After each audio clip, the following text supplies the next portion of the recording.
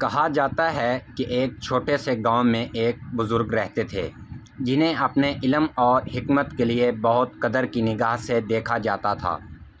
اس بزرگ کا نام حضرت جمال الدین تھا۔ ان کی عمر بہت زیادہ تھی اور وہ ہر وقت لوگوں کو اچھائی اور سچائی کے بارے میں نصیحت کرتے تھے۔ ایک دن گاؤں کا ایک نوجوان احمد، جو کہ زندگی کے مختلف مسائل میں الجھا ہوا تھا، بزرگ کے پاس آیا۔ احمد نے بزرگ سے کہا، حضرت، میں سچائی کی تلاش میں ہوں۔ مجھے بتائیں کہ سچائی کیا ہے اور میں اسے کیسے حاصل کر سکتا ہوں۔ حضرت جمال الدین نے احمد کی بات سنی اور مسکرا کر کہا، میرے نوجوان، سچائی کی تلاش میں ہم سب کو اپنی زندگیوں میں چھوٹی چھوٹی چیزوں پر غور کرنا ہوتا ہے۔ میں تمہیں ایک کہانی سناتا ہوں جو شاید تمہیں سچائی سمجھنے میں مدد کرے۔ انہوں نے کہا، ایک دفعہ کا ذکر ہے کہ ایک شہر میں 3 بہت اہم لوگ رہتے تھے۔ ایک تاجر، ایک حکیم اور ایک بادشاہ تھا۔ ایک دن تینوں نے فیصلہ کیا کہ وہ ایک سفر پر نکلیں گے اور دیکھیں گے کہ سچائی کیا ہے۔ وہ سفر کے دوران ایک گہرے جنگل میں پہنچے اور وہاں ایک بزرگ آدمی سے ملے جو ایک چھوٹے سے مکان میں رہتا تھا۔ بزرگ آدمی نے ان تینوں کو کہا، اگر تم سچائی تلاش کرنا چاہتے ہو تو تمہیں میرے 3 سوالات کے جواب دینے ہوں گے۔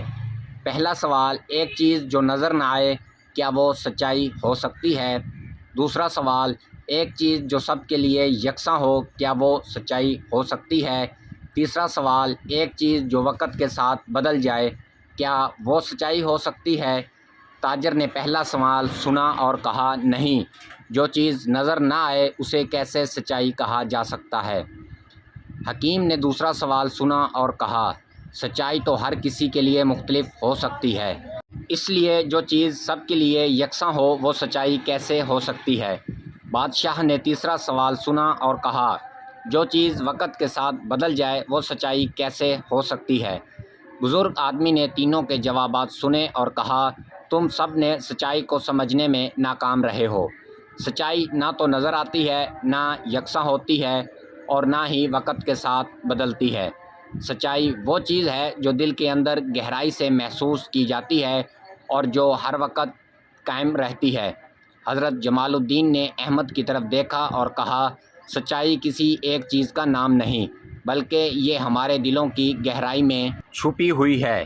جب تم اپنے دل کی سچائی کو سمجھو گے تو تمہیں زندگی کے تمام مسائل کا جواب مل جائے گا۔ احمد نے بزرگ کی کہانی سنی اور ان کے الفاظ کو اپنے دل میں جگہ دی۔ اس کے بعد احمد نے سچائی کی تلاش میں اپنی زندگی کے تجربات کو بہتر طور پر سمجھا اور سچائی کی روشنی میں اپنی زندگی کو صحیح راستے پر ڈال دیا۔ اس کہانی کا سبق یہ ہے کہ سچائی وہ ہے جو ہمارے دل کی گہرائی میں چھپی ہوئی ہے اور جو ہم اپنی حقیقی سمجھ اور تجربات کے ذریعے جان سکتے ہیں۔ ویڈیو کو لائک لازمی کریں اور چینل کو سبسکرائب بھی کریں۔